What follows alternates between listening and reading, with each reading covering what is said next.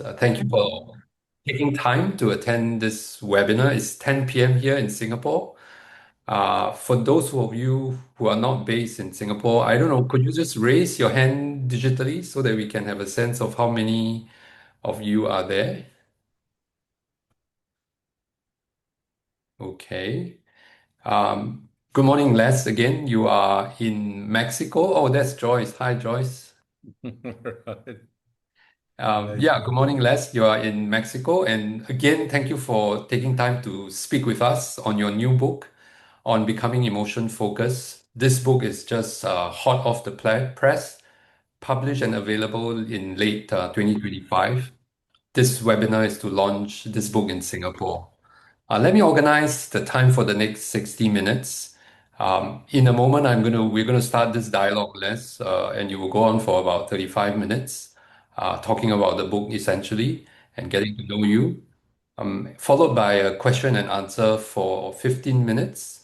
And towards the end, we have a special event which you will find out soon. Let me begin by introducing EFT and you, Les. So, emotion focused therapy is now described as the science of the heart, according to Gemini AI. It is an approach that transforms emotion with emotion.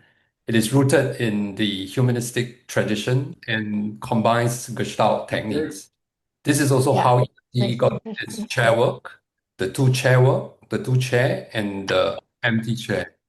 It is our very special privilege to be able to hear and interact with one of the psychotherapy grandmaster, Les, because you are the primary developer of EFT. Even though you have retired from university teaching, you continue to take an active role in teaching and helping EFT grow in different parts of the world.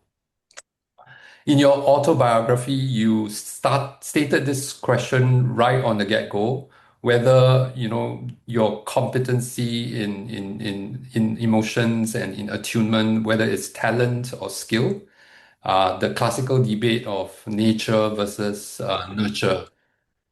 However, you choose to answer the question by looking at how explicit theoretical teaching versus implicit learning. So we are going to try to answer this question of whether it's nature versus nurture in a moment. We're going to look at this book in these four lenses: your experiences, turning points, key ideas, and of course, people. Let us begin by going back to South Africa. You were born there 80 years ago. You describe yourself as having a rebellious streak, which is an important part of you that we will keep coming back to. Can you give us some ideas of how or what you were like as a young boy? Well, I think I was strong-willed and I was curious, but I wanted my own way. And,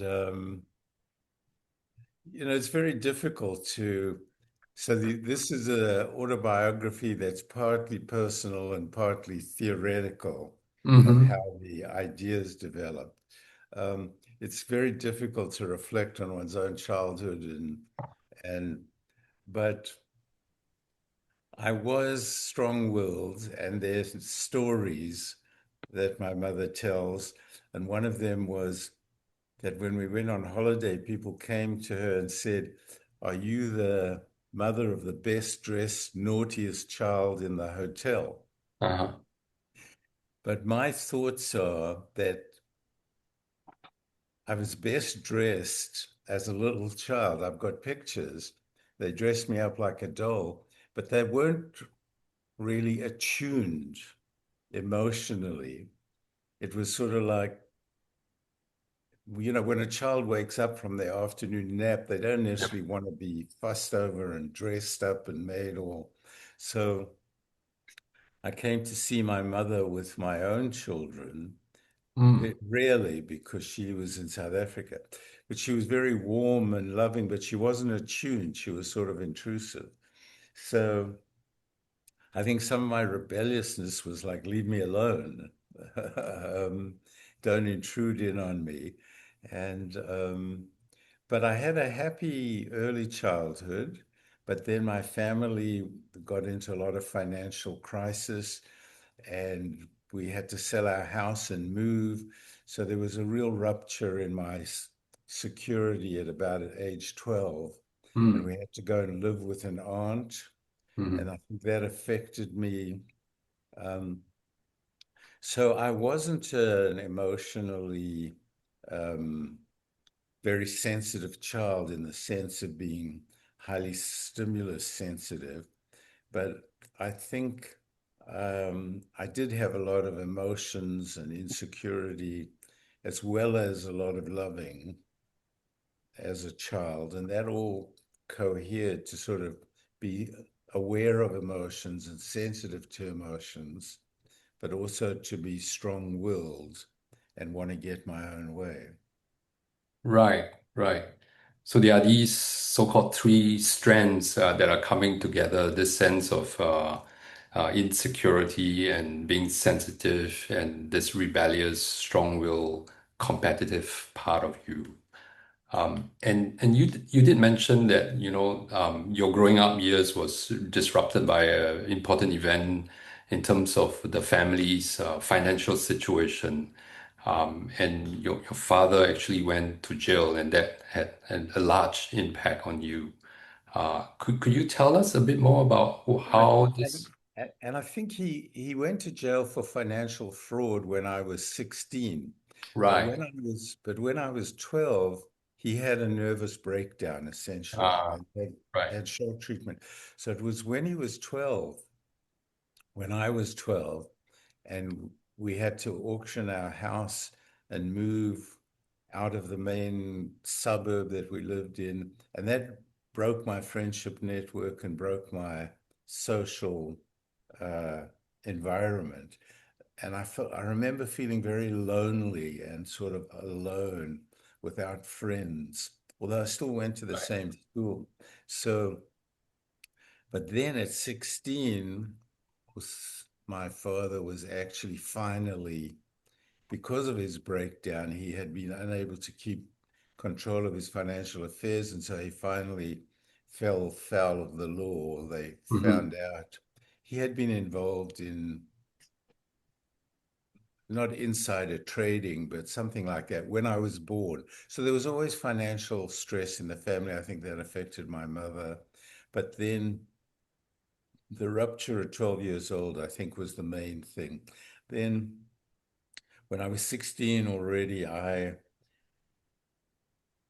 mean, I remember saying, there, but for the grace of God, go I. The leading Mm. attorney in South Africa was defending my father. And it was like everybody does things that aren't legal. Right. If you get caught, is the problem.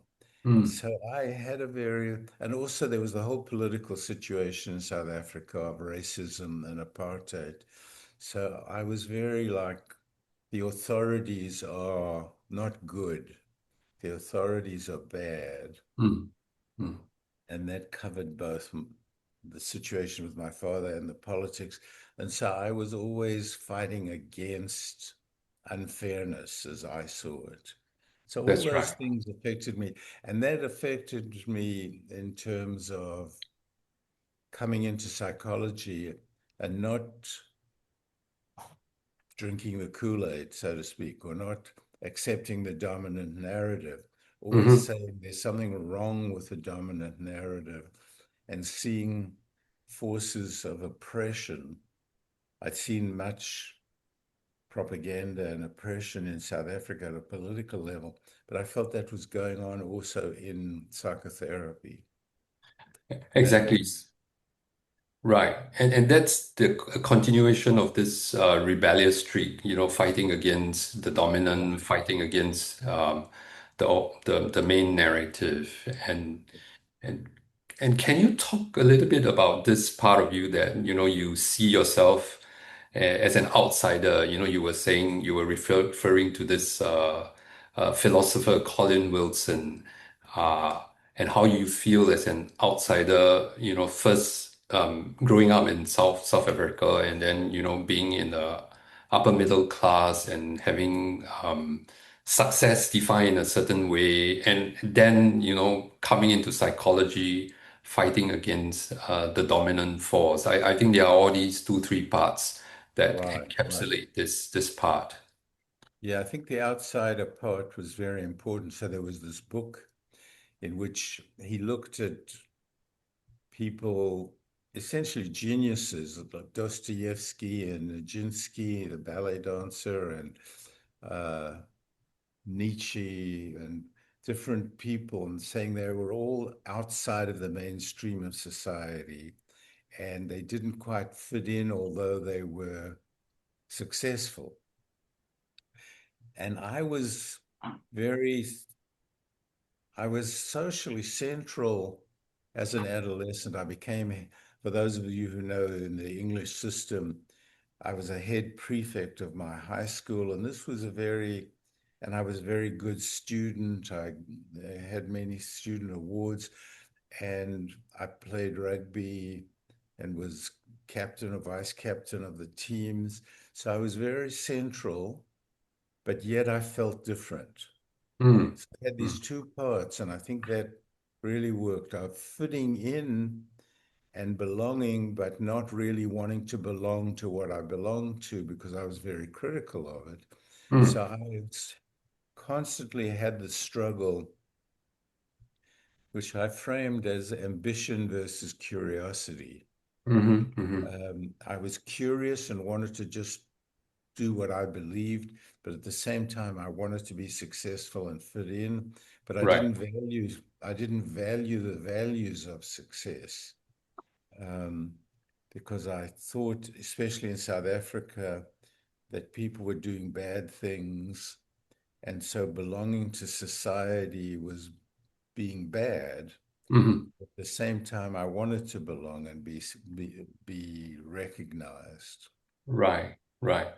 Yeah. So I think I grew up in a way that I can't explain, of wanting to be special. I was my mother tells a story of walking along with her two children. I had a sister 3 years older, and a person says to her, "Oh, I didn't know you had a daughter." Um, so like I was the special son. Right. Not so much as in cultures where the son is so recognized, but it was just that Mm. my mother, I don't know because I was there, but I wasn't conscious. Uh, Right. um, but I was a difficult child to Right. manage. Um, I didn't sleep well, or I got whooping cough at a young age. So anyhow, I wanted to belong, but I didn't value what I wanted to belong to. So I've always had this duality, Mhm. and it ended up in being fighting against the dominant narratives and bringing that into psychology and being quite critical of psychology, which I still am, of psychological experimental science. I just didn't think that it captured the human experience, Mm. and the lab was not valid Mm. representation of life itself. And then when I came in psychology, I found there was no writing on emotion. There was very little writing on emotion. And so I started a quest Mm. to understand emotion. Right. Right. Yeah. We'll get there in a moment, but I'm Okay. still curious about, your growing up years, and I think one of the things that you were saying in the book that the reasons why you got into psychology later on as a young adult, but the seed was sold as an adolescent. You said because my friends and I were trying to figure out our girlfriends. Can you say a little bit more about this part of your growing up years? Yes, so there were two friends who we were at high school together, and then I went into engineering and they went into medicine. And I didn't want to go into medicine. I didn't like the idea of cutting up bodies. And I sort of thought that nuclear physics was the pinnacle of scientific investigation and was interested in that. And so I had these two friends, and in our final years in high school, we were we would talk to each other, but not about sport and motor cars, but about our girlfriends, which was essentially talking about ourselves, talking about our feelings and also how to handle our girlfriends and so on. And eventually, these two who were jazz musicians, and I had no musical talent, but we used to get together and they would play and I would paint on the walls or write poetry. There was a sort of a beatnik generation. Um, but eventually they became psychiatrists and then they became psychoanalysts, but of a Winnicottian type, which is the closest to experiential therapy. So all of us ended up as psychotherapists.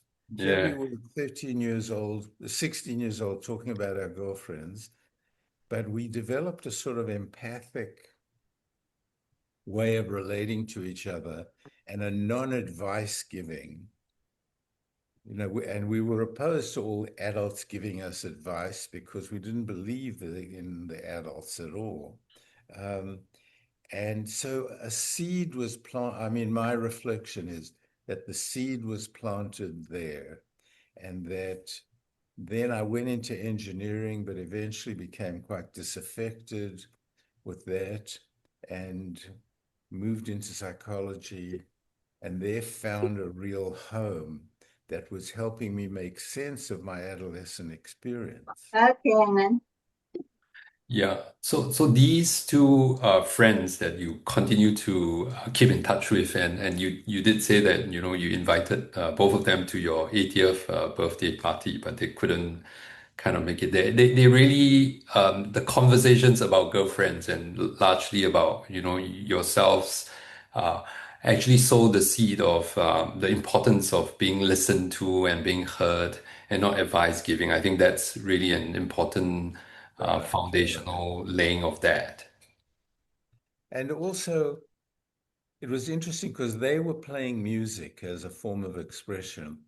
I Hmm. have I kept a diary at Oh. 16 to 18, and in this time when we would get together, I would be always uh, trying to figure out the meaning of life. Mm. Mm. So I was writing and reading people, and then I was reading existentialists and reading things like, I guess, Dostoevsky. And I was always struggling with what is the meaning of it all. And I've come subsequently to believe that that's a function of emotional suffering. I've Hmm. seen all over the world when people are in pain, they go to meaning and they Yep. try to make sense of their pain. But the problem is that that's not really facing their pain. Although when I was 16 and my father was in jail, I made myself face my emotions. And I would also do things like face superstitions. I'd make myself walk under a ladder, step on a crack. And so I had an idea that you can't run away from your fear or shame.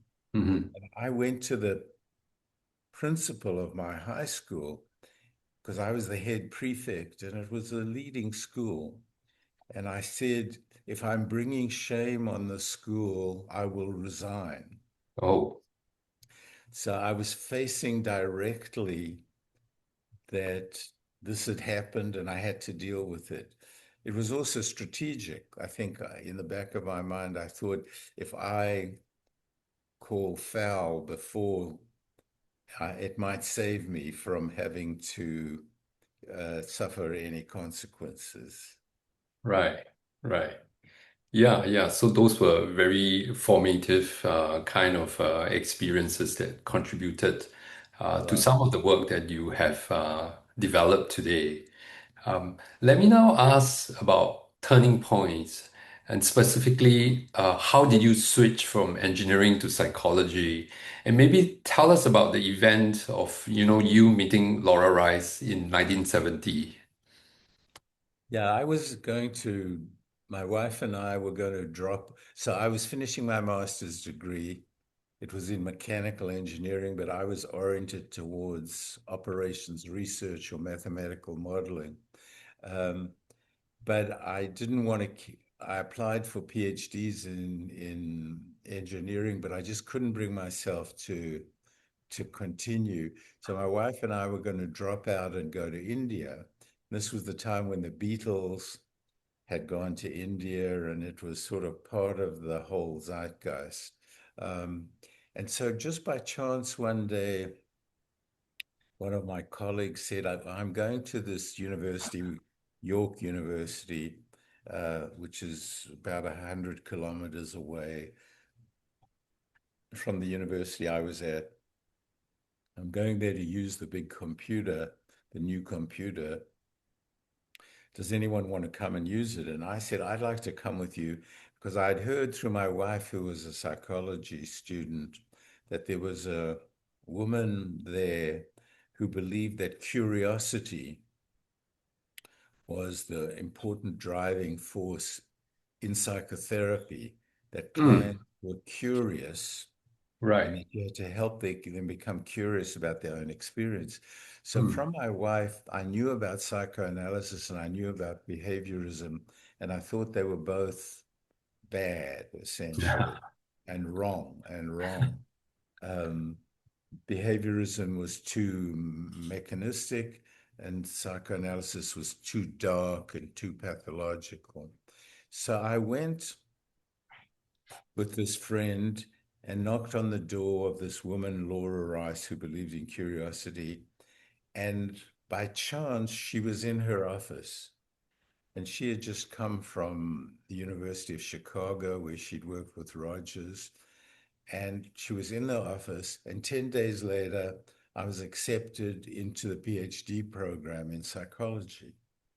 Um, had she not been there, had I Mm. not gone on that day, um, I would have gone to India. So I'm amazed at the serendipity of Right. just, uh, and this was the most significant event in my professional life. Um, she was interested in taking me on because she wanted to mathematically model client therapist interaction, and I knew about the mathematics of Yep. Markov chains and so on. So she took me on as a student, and then I started sitting in. Well, I was accepted and had to do 1 year makeup, so I sat in on her undergraduate fourth year class, and she just was beginning to articulate all these things that I had experienced with my friends. But now she could name it. And this Mm. was like, this adult knows something. And I think it did have to do with not trusting. There was this phrase in the 60s of don't trust anyone over 30. Mm. Because they were fighting the Vietnam War in North America, and the younger people were smoking pot, but the older people were saying this is really bad. So there was a real divide between the generations.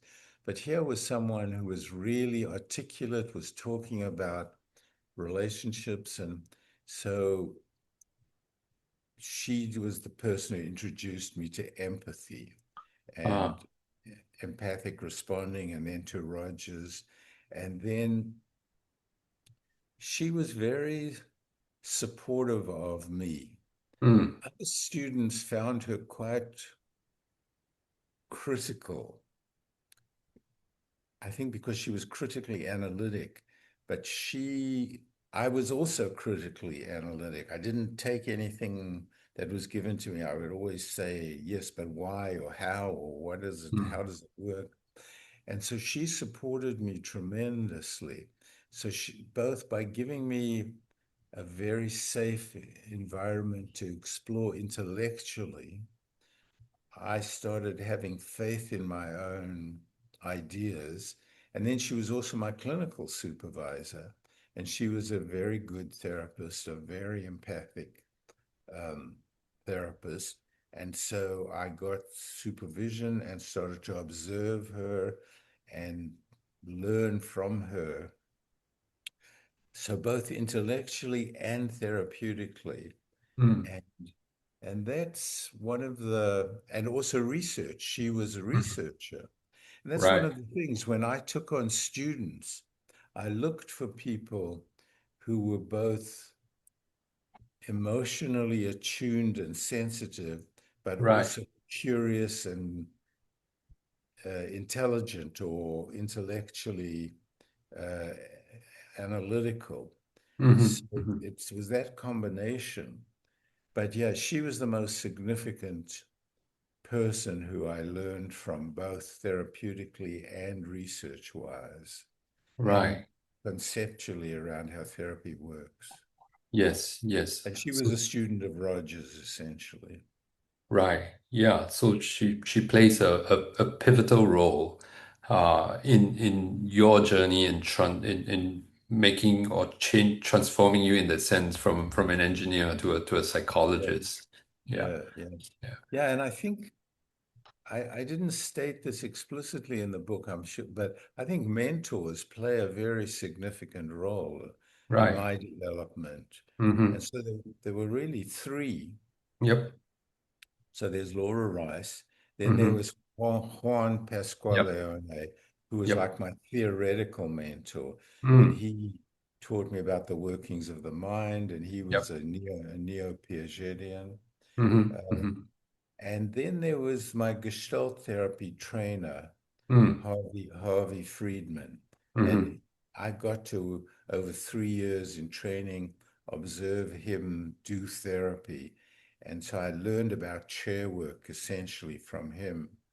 And he was very important, but he didn't have the same impact on me as Laura Rice did.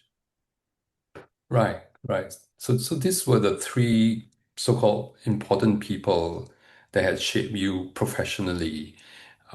So I'm curious about Juan Pascalini, and I've met him 2, 3 years ago, and just reading the book, there are these heavy concepts, and I'm just going to make an attempt to ask you. So he talks about attentional capacity construct. This is where you looked at human being as an information processing element and directing attention to it, and also he talks about dialectical constructivism, which you then weave into EFT, where actually in all of us there are these two streams of processes that's going on, both the conscious and the unconscious. It's very heavy theoretically, but I think it's important to for you to illuminate some of these for us. Well, firstly, the dominant view in psychology was learning theory and associative learning, or uh, you connect A with B, and if B is rewarding, then you're going to learn A. That's a very rough statement. But he offered, but that never appealed to me. And I thought, that's not how I learn, that's not how I work. And he introduced me to the concept of a scheme. Hmm. This Hmm. came from Piaget, right? Hmm. These were, and this is not the schema of cognitive therapy, but it's a very fundamental processing unit that we connect different things into a core scheme. So, for Hmm. example, children have a scheme for opening and closing, and for up and down. And they build this out of their own actions on the world. And then they start having this capacity to open something and close something and know, eventually form a concept of open and closed. So this was very different to associative learning. So then there was a scheme, but then that's what Piaget said. Uh, and then schemes integrate to form higher level schemes. Uh, Hmm. But then Juan Pasqualeone added what he called operators. But then you have to, the mind acts on schemes. It Hmm. combines them. It gives attention to some and not to others. And those that are compatible synthesize with each other. So as you Hmm. said, it's very dense and it's complicated. But I Hmm. sat in classes with Hmm. him for 3 years Oh, trying to wow. understand. And I understood about 50% of what he was saying, but it really appealed to me. There was some intuitive thing. Yeah, this is how my mind works. It's a complicated process of combining things and putting them together and what you pay attention to and how you deflect from things that are misleading and so on. And then, so dialectical constructivism, then in the long run, was both that there are all kinds of things synthesizing below conscious. It's not all, your mind is an active working mind, not using language. Hmm. And so mathematical problem solving doesn't involve language. It Hmm. involves actions and things that go on in your mind and so on. So, and then there was the combination of what what is implicit or, as you said, automatic or unconscious, and what's conscious, and that Yep. you put them together. So there are Hmm. many levels that go Hmm. on. And of course, I didn't mention, because this wasn't a person, Hmm. but as an engineer, I had been pursuing, I'd always been interested in epistemology, or how we know. And I'd Hmm. read Polanyi, Yep. who wrote a book called Personal Knowledge and then Tacit Knowledge. So Hmm. he basically talked about how both in science and in personal knowing, we know more than we can say, Hmm. right? So we know how to ride a bicycle without knowing the rules, or the mathematical rules that govern whether you fall over or not. So life was about valuing that intuitive gut sense, but being able to turn it into language. Right. And so dialectical constructivism draws on that. So it's a combination of Pasqualeone and then this idea of bringing together the conceptual and the experiential. That's right. And that's why tacit knowledge is also a very important aspect of EFT's work. And this is Right, where, as therapists, we guide the client's attention to what's at the edge, to what's kind of felt, but not labeled or not symbolized. I think that's the operationalization of these right, right. very And then important concepts. the issue was like in experiential psychotherapy or generalist, it's like pay attention to what is felt, but they don't talk about how what is felt Mm, mm, is formed. right. And Piaget's or Pasqualeone's notion of the working mind is talking about how that feeling is formed Mm, by mm, synthesis of many schemes put right. together, which you operate on. So I was interested in how the feeling is formed. Hmm. Hmm. Right. Right. Yeah. And so, you in the book you have cited two personal examples about how tacit knowledge kind of become apparent to you. You were talking about being able to solve a math problem in, I think, the fourth year or something, where all your classmates couldn't, and about your decision of where to pursue your postgraduate. Can you say a little bit about that? Yeah, so there was a final exam, and after the exams, you talk to your colleagues and so on, and I somehow managed to solve this one problem. I don't remember what it was, uh, but I was intrigued as how did I know to follow that solution path? That somehow part of me chose to do that because I knew something that I didn't know that I knew. Uh, and so that started me on this path of that I know more than I can say. And I always believed that. Um, and then I was involved in sort of mathematical modeling. And so I made this, when I decided to leave South Africa, um, somewhat as a refugee. I mean, I was getting quite politically involved and had police activity on my wife and I. So we Mm. left. Uh, but I made up a very complex chart of with different countries, different universities, different amount of funding that I would have, the different weather conditions, the different cities, um, and all these things, and then weighted them that as a South African, weather was more important than the city, but they each had a weighting, and then did this whole computation, and the result came out. And all I remember was Canada was the last on the list. It was the Mm. worst. Mathematically, it was the least favored. And I immediately said, I want to go to Canada, Oh, wow. right? So I had a gut sense that I couldn't operationalize into a mathematical chart. Mm. And so I knew more than I could make explicit.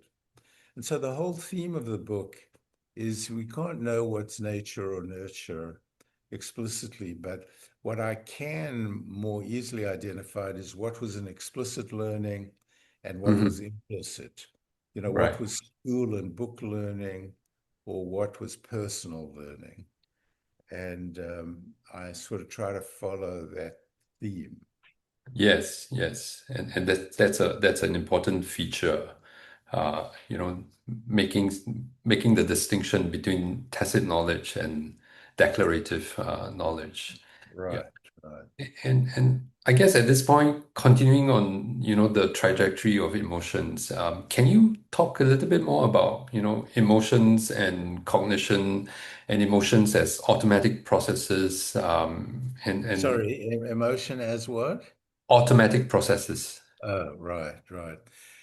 Yeah, it's been so I up until I was 50 or even yeah, I viewed mathematical intelligence as the pinnacle of intelligence. And then I had this experience in Toronto. There was the high school math competition, world math competition, and they published the problems in the newspaper, and I couldn't solve one of them. I couldn't even understand them, right? And I'd done advanced mathematics, but math had advanced a lot too. So felt very humiliated, just in my own eyes, that I couldn't do this. And then I started reflecting on um, what has math ever done for me? Mm, And I'd already written about emotion and so on, but I'd hoped my son, who was gifted, would be a mathematical genius that I wish I had been. And I started thinking this and the notion of emotional intelligence was around, but I thought being smart emotionally is much more important and helps you to live a meaningful life. mm, So for my children, I would wish for them to be emotionally healthy and intelligent rather than mathematically, which I had been hoping for. mm, mm, So so around 50, I really changed, although I was writing about emotion, I really changed my belief that, and I came to see, and then since then, it's really, really developed to see emotion as an independent system that hmm. is a source of wisdom Yep. and intelligence, and Hmm. that emotions talk to us without saying a word. And in the book, I have a little diagram where I say emotion is like a fluid that's running through your body. And it's a complex pattern. Uh, and it's not the same as language, but it's an intelligent system and it talks to us through our body.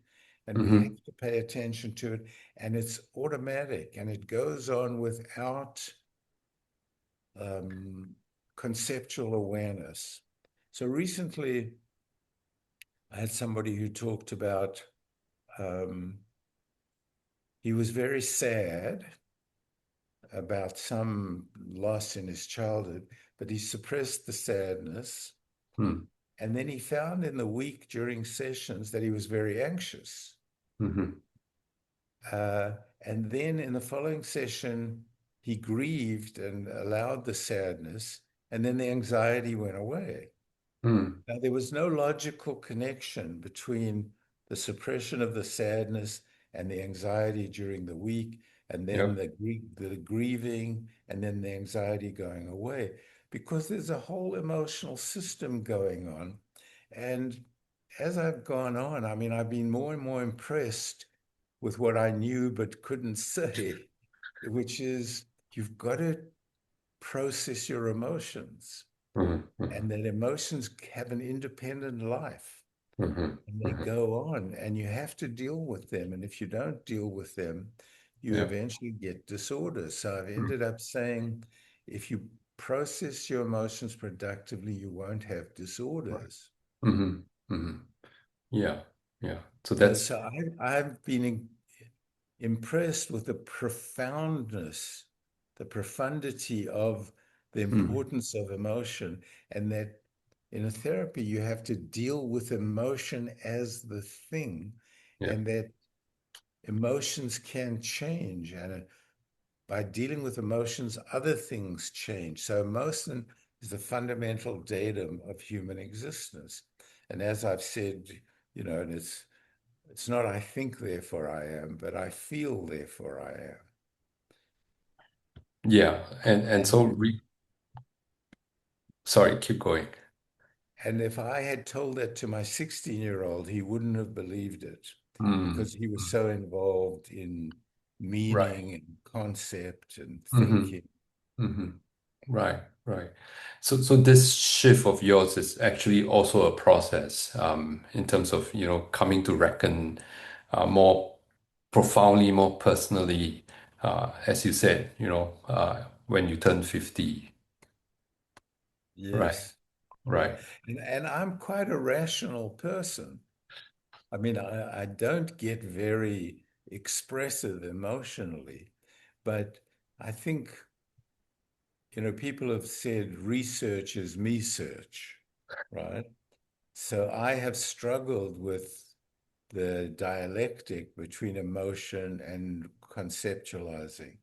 Hmm. And when I was 20, I was quite conceptual and everything was about meaning, but I was also rational. And but now I'm more able to process my emotions. And as you say, it's been a process.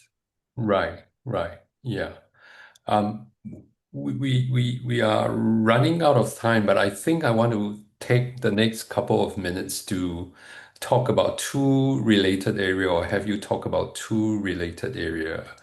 I think it's in the realm of couples therapy, but before we do that, I'm wanting to ask you to talk about, the loss of Brenda, which has a really, really huge and profound impact on you. And I want to kind of read this quote that you have in your book that's really poignant and it kind of rings deeply.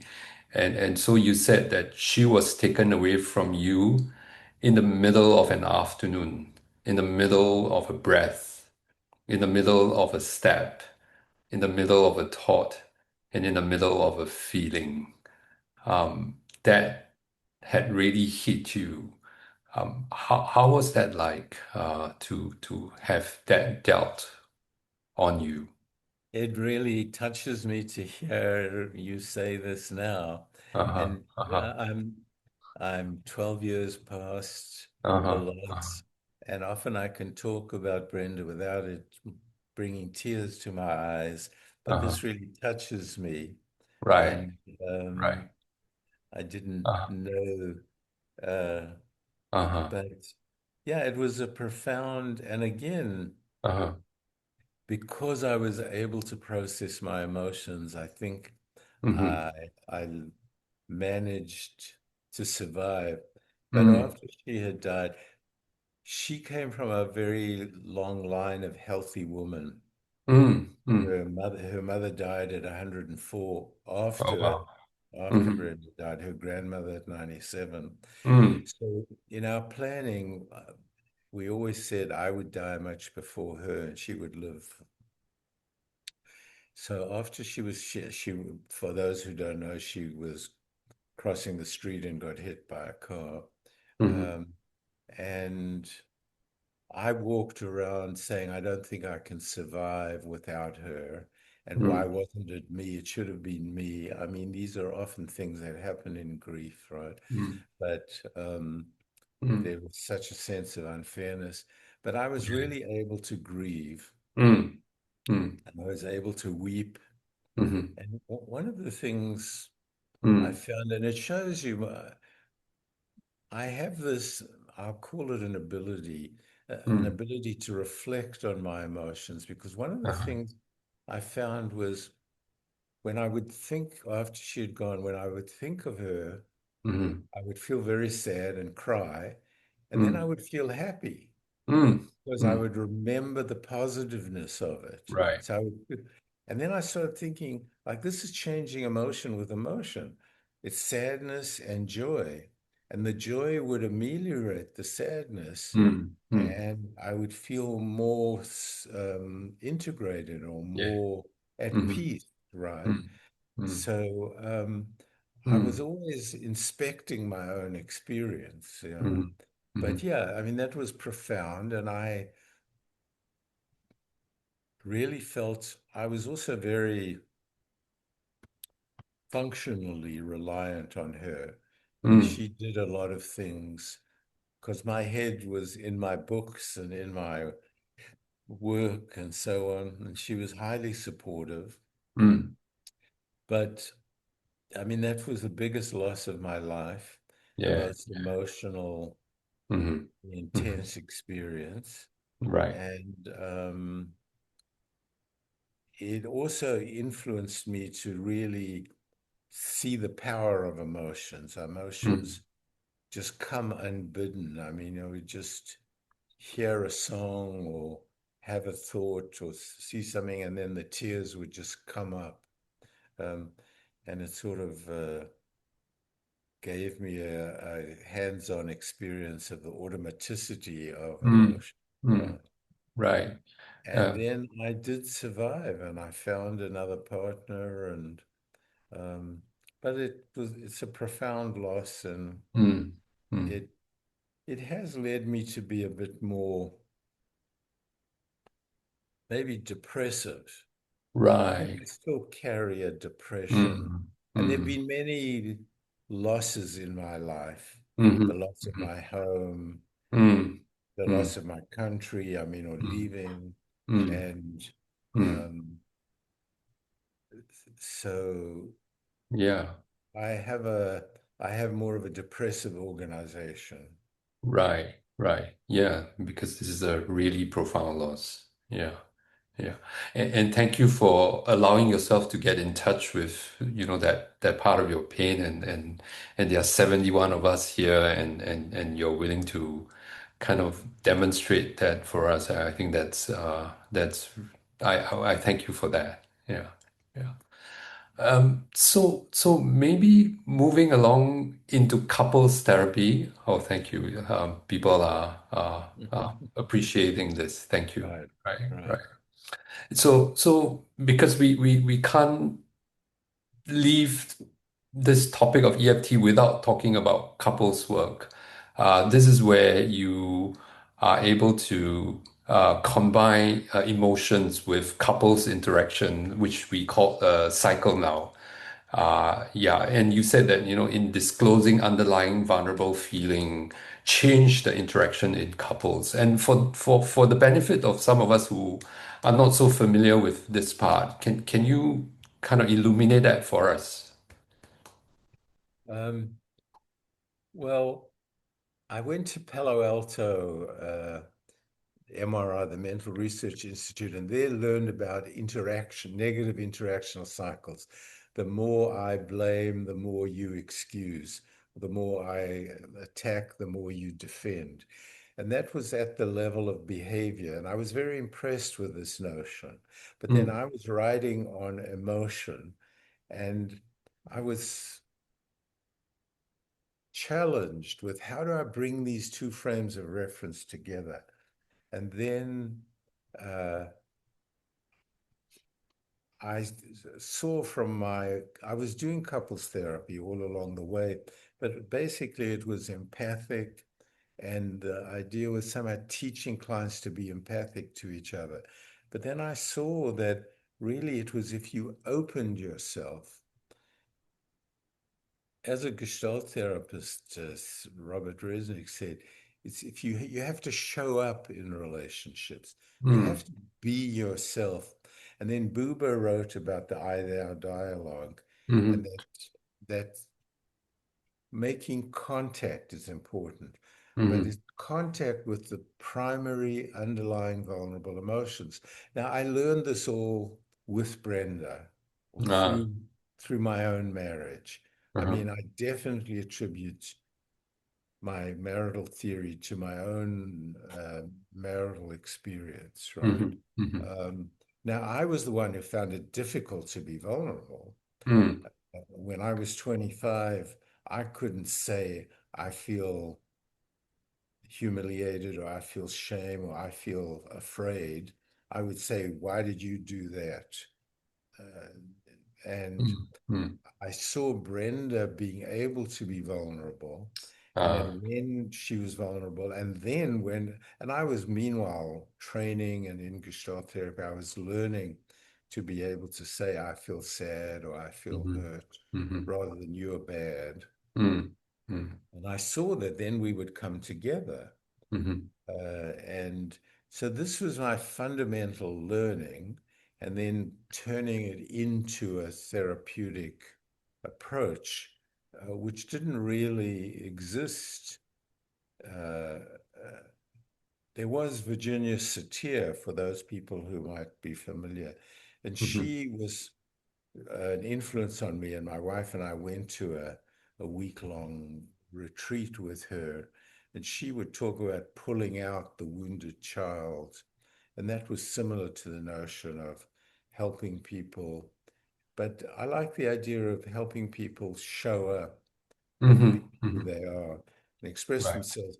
But then there was a movement of let it all hang out, the humanistic um, the humanistic hippie movement, but it's not, it's a disciplined thing of how you, which emotions you express in the right way and so on. So it's not just let everything spill out. It's Right. like expressing the right emotions in the Mm. right way at the right time. Yeah, yeah. So that forms the underpinning of couples Right, work, right, being able right. to. And then the notions of attachment and identity became important, right? Hmm, It's hmm, both you want to be close, but mm. you also um, have needs to be recognized and have be regarded as valuable. And that's different to being close and being safe. So all of those emotions and revealing those emotions is important. Right, right. Yeah, thank you for developing that set of theory as well on top of this EFT that we just talked about. I'm watching the time. I will now want to open the floor up for the participants to be able to engage you and ask questions from the different things that you've spoken about. So I'm just going to do that now. Is that okay? Yeah. Yes, yes, Yes. yes. There's Okay. one thing I just want to mention that we Yep. didn't talk about, and that is the research, task Mm, mm, analysis. And mm, so mm, in my rebellion against experimental psychology, I also came to develop, helped by Pasquale Leone, to Hmm. really study behavior in therapy Hmm. and look at people as working on problems. And I think that was an important piece as well. Right, right. Yeah, I think that's how you kind of started your PhD, which is, how does people change in therapy, and you apply cognitive task analysis, that forms the bedrock of EFT as well. Right, Right, right. right. Okay. Yeah. So we're going to open up the floor. We're going to unpin myself, and so please feel free to open up the mic and engage and speak with Les, because this is a very rare and special opportunity to interact with Les Greenberg. So please go ahead. But if you're too shy and you have to type, I'll be happy to read that out for you. So we have the next couple of minutes to do that. Please take this opportunity.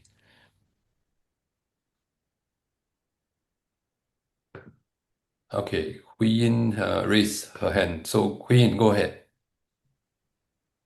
Hello, Chun. Hello, Les. All right. Hello. This is my first time see you online, so I'm really excited. So, Can we ask you to maybe the technical to spot the person who's talking so I can Yes, see? yes. Let me highlight Huyin for you. Pinned. Uh, okay, yeah, there she oh, is. yes. Hi, hi. Hi, nice meeting you, Les. Okay, so I've been hearing from you talking about you're more like a person who constantly thinking about the meaning in life when you were younger, and I think that somehow formed your or like shaped your journey in your life as well. Kind of guided you to maybe to experience whatever that you've gone through in your life and eventually um like meet the people or meet the mentors who kind of help you to form the foundation for EFT. So I'm also wondering your journey in EFT itself, did it help to form more meanings in your life, or did it kind of like transform the meaning in your life as well? Well, I think, thank you for the question. Right, right.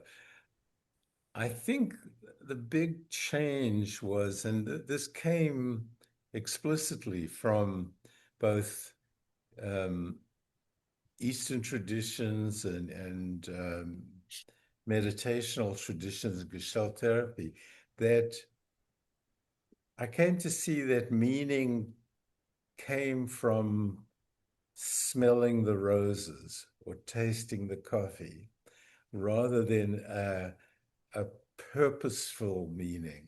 So life is meaningful through the experience of being in the present and being able to actually experience it.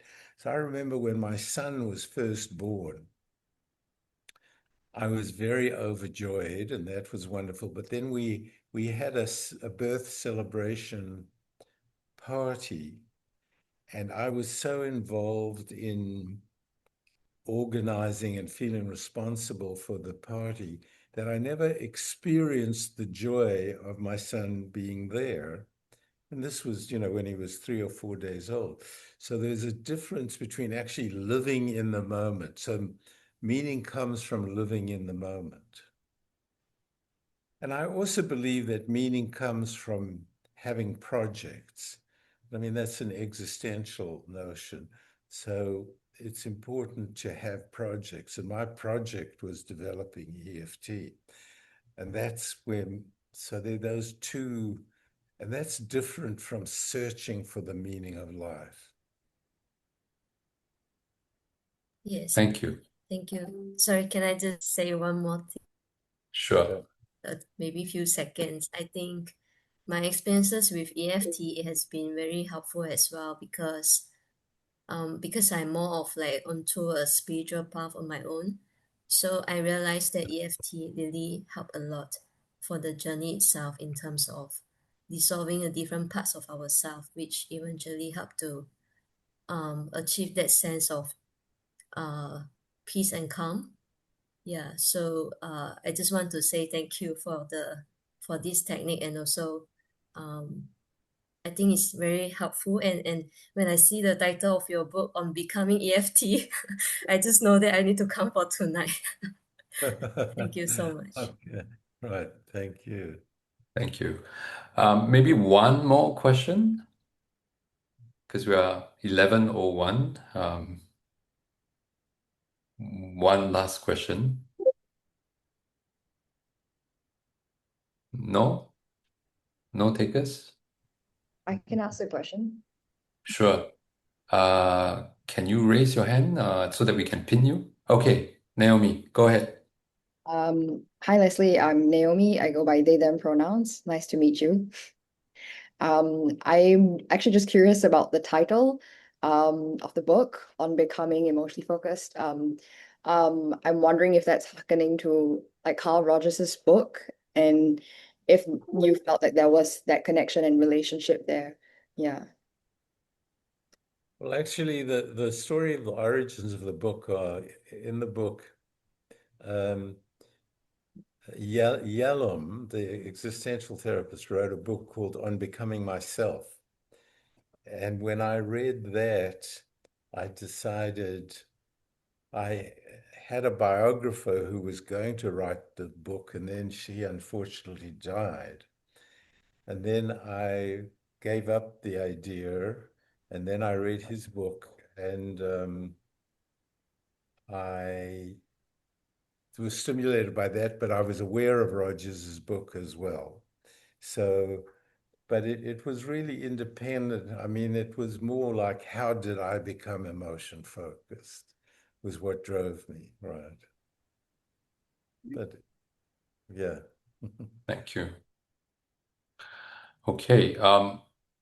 I am mindful of time, so we'll move along to the last event for this evening. We are forming a community in Singapore, a community of EFT learners. We call it the Keeper Society.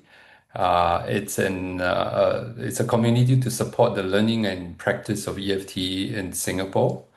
And we have workshops lined up by Keeper Institute. Wenxiang, next slide, please.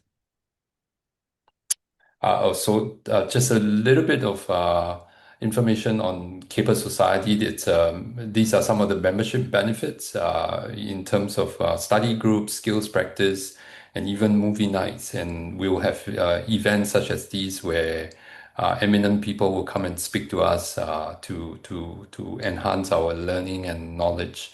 And importantly, there's discounts if you become a member when you participate in some of these modules.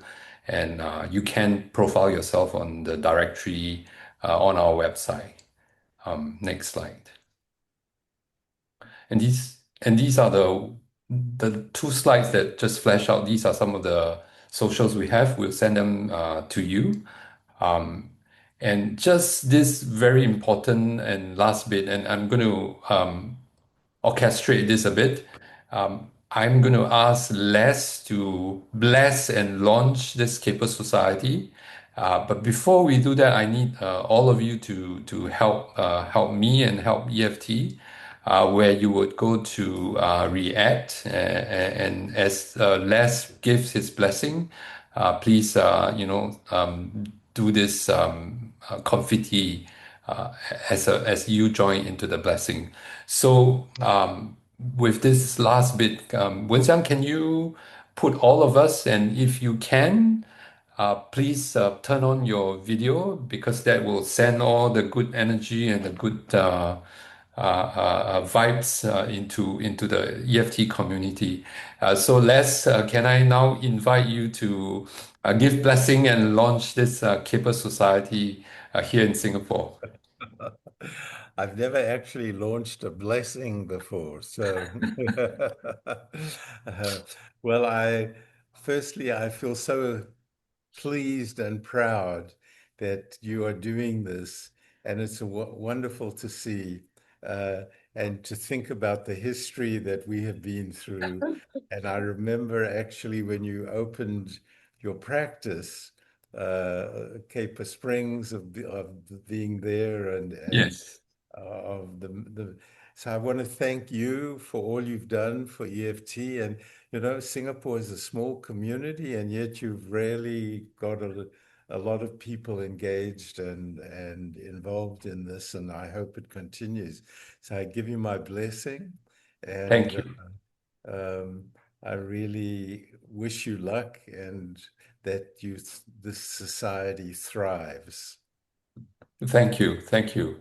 So, Your support and your friendship means a lot, and it helps with the growth of the EFT in Singapore. So I'm indebted to you for all that you have done for EFT, for Singapore, and for me. So thank you very much, Les. you know, what comes to mind, I'm not sure if people are familiar with this, but there's this baseball movie in which they say, build it and they will come.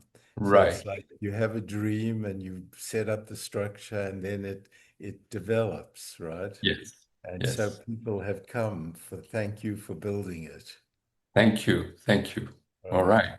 So once again, I want to thank all of you for staying up late to hear, this important person, one of the psychotherapy great, Les Greenberg, that illuminated all these important ideas. And thank you, Les. I think it's 9 o'clock in where you are. So Right. Right. yeah, thank you. Thank you. And say hello Yeah. to Shelley for me. All right. Thank you. And goodbye, everybody. And thank you for listening. Thank you. Bye bye. Thank you, Les.